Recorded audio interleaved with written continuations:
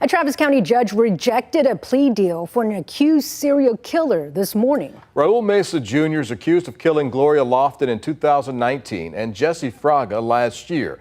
In the 1980s, he was convicted of killing 8-year-old Kendra Page in South Austin. He served 11 years of his prison sentence before being released.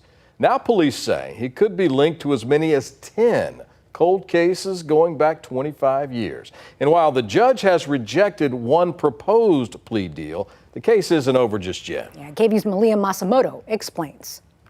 A sigh of relief in the courtroom from those who say Raul Meza Jr. killed their loved ones. It made me feel a lot better about, going into this now, because at least she understands, what we're looking for and what we were fighting for. Travis County Judge Julie Kosurik said she wouldn't let Meza have any type of plea deal that didn't guarantee life without the possibility of parole. It's clear the message she's giving is that she doesn't ever want there to be any question about whether Mr. Meza is ever released on parole. Meza's attorneys initially said he'd plead guilty if he got life in prison for one murder plus 20 years on the other. With that deal, he wouldn't have been eligible for parole until he was over 100 years old. But that's not enough for family members of Kendra Page, Gloria Lofton, and Jesse Fraga. I wish this would have been done when he did this to my sister.